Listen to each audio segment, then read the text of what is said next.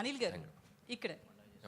అయితే బుల్లిరాజుని క్యారెక్టర్ పెట్టి చేయడం మీద ఎంత ఫన్ అయితే జనరేట్ అవుతుందో థియేటర్లో, బట్ దాని మీద ఒక నెగిటివిటీ కూడా వస్తుంది కదా. కొంతమంది సైకాలజిస్టులు కావచ్చు, ఒక చిన్న పిల్లోని పెట్టి ఇట్లాంటి రోల్ చేయించారు, ఇలాంటి కొన్ని కామెంట్స్ ట్రోల్స్ వస్తున్నాయి కదా. దీని మీద మీరు ఏం చెప్తారు? అంటే ఇది నేను ఆల్రెడీ మొన్న ఇంటర్వ్యూలో చెప్పాను. అసలు పిల్లలు, ఆడవాళ్ళు, పెద్దవాళ్ళు అందరూ థియేటర్లో చప్పట్లు కొడుతూ క్లాప్స్ కొడుతూ ఎంజాయ్ చేస్తుంటే సైకలాజికల్ ప్రభావం పడే అవకాశం ఎందుకు ఉంటుంది? సైకలాజికల్గా పడే ప్రభావం అంశమైనవి చాలా ఉన్నాయి మార్కెట్లో. మనం చాలా హెల్తీగా ఒక చిన్న కామెడీ చెప్పాం. అండ్ మీరు అడిగిన దానికి చిన్న లాజికల్ ఆన్సర్ చెప్తా. ఇదే టాపిక్ సెన్సార్ ఆఫీసర్ దగ్గర కూడా వచ్చింది. సెన్సార్ ఆఫీసర్ కూడా సినిమా అంతా చాలా మెచ్చుకున్నారు. మెచ్చుకున్నప్పుడు ఆవిడ చాలా బాగుంది కదండి, కొద్దిగా మార్చండి అని చెప్పారు. మేము మార్చాం. ఆవిడ అడిగినప్పుడు నేను ఒకటే చెప్పా, ఇప్పుడు మనం ఒక స్మోకింగ్ ఇంజూరియస్ టు హెల్త్ అని చెప్పి థియేటర్కి రాగానే ఒక టైటిల్ కార్డు వేస్తున్నాం. ఆ టైటిల్ కార్డు వేసినప్పుడు మనం పూజ చేసుకుంటూ అగరబత్తులు వెలిగిస్తూ మీరు సిగరెట్ తాగకండి, ఆరోగ్యానికి హానికరం అని మనం వేసామనుకోండి, అది రీచ్ అవుతుందా? అది స్మోక్ తాగుతున్నది మనం చూపిస్తేనే ఇంజూరియస్ టు హెల్త్. అలాగే ఈ సినిమాలో మనం చెప్పాలనుకుంది ఏంటంటే ఓటీటీ వల్ల maybe there is a chance kids మీద దాని ఇన్ఫ్లుయెన్స్ ఉండొచ్చు అనేది మేము చాలా కామెడీగా చెప్పాం.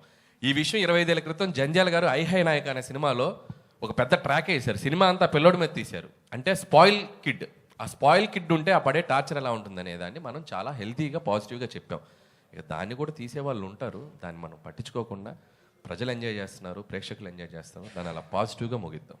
That is Anil. Thank you sir. Venkatesh గారు అదే ఆ కిడ్ మీద కూర్చుని నేను కూడా వెంకటేష్ గారు ఆ కిడ్ మీదే ఓ పక్కన మీరు ఓటీటీ చూస్తే కిడ్స్ పాడైపోతారు అంటూనే రానా నాయుడులో కిడ్స్ను పాడు చేశారుగా. పాడు చేశానా? నాకు అనిపించలేదమ్మా. మనవాడిని అనిపిస్తే నేనేం చేయను. ఎంతమంది పాడేవారు నాకేం తెలుసమ్మా. అది నేను కాదు, నా I did a sincere job. I felt it was little too much. Second season కొంచెం తగ్గించాను. What I can do I will do. So దానికి అక్కడ మీరు అన్నదానికే సమాధానం చెప్పారు వెంకటేష్ గారు. సీజన్ 2లో అంత ఉండదు. ఆ సీజన్ 2 ఎక్కువ 1లో కంప్లైంట్స్ వచ్చినాయి, ఇప్పుడు తగ్గించేసాం. That's all. ఇప్పుడు ఇంకొక ప్రశ్న, మొదటి రోజు 1000 రూపాయలు, 800, 600 టికెట్ల ప్రైసులు పెంచుకొని వారం రోజులు పెంచుకొని సినిమాలు రిలీజ్ అయ్యాయి. మధ్య ఏ టికెట్ ప్రైసు లేకుండా, అంటే హై ప్రైస్ లేకుండా ఆ సినిమాలని వారం రోజుల్లో రికార్డు బ్రేక్ చేసింది మీ సినిమా. దీనికి మీరంటే ఏం సమాధానం చెప్తారు? కంటెంట్ ఉండాలి కానీ టికెట్ ప్రైస్ కాదు అంటే. ఇప్పుడు తగ్గించడం వల్ల రెండోసారి మూడోసారి కూడా వస్తున్నారు దీన్ని చూడడానికి.